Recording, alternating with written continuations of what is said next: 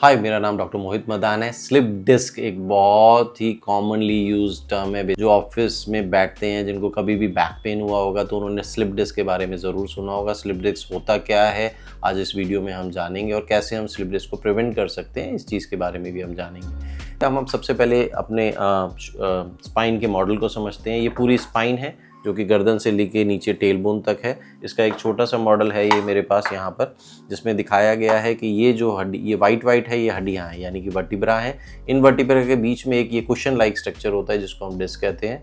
आपकी जो sitting posture होता है, मोस्ट ऑफ द टाइम होता क्या है कि हम आगे ऐसे स्लाउच करके बैठते हैं। जैसे हमें स्ट्रेट बैठना चाहिए ऐसे, तो हम अक्सर ऐसे कुबड़ बन जाते हैं, यानी स्लाउच करते हैं। तो जब भी पेशेंट ऐसे या इंडिविजुअल काफ़ी देर तक ऐसे स्लाउच करके बैठेगा तो उसमें होता क्या है कि जो डिस्क है बेसिकली, इसमें अनइवन फोर्सेस लगती हैं।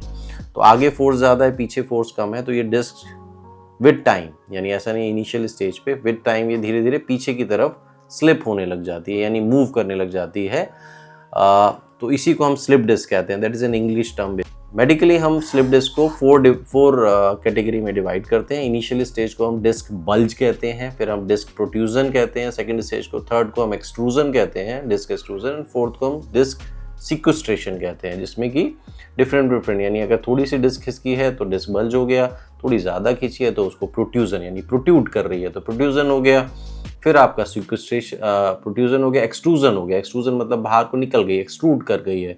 सिक्वेस्ट्रेशन हो गया मतलब एक्सट्रूड करने के बाद जब वो नीचे फॉल कर जाती है तो सिक्वेस्ट्रेशन मतलब वो एक अलग अपनी मदर बोन से, यानी पेरेंट बोन से अलग हो गई है, तो नाउ हम कहते हैं उसको सिक्वेस्ट्रेशन। अब होता क्या है, जब डिस्क पीछे की तरफ स्लिप करती है, आप ये देख रहे हो पीले पीले स्ट्रक्चर, ये नसें हैं, पीछे एक स्पाइनल कॉर्ड होता है।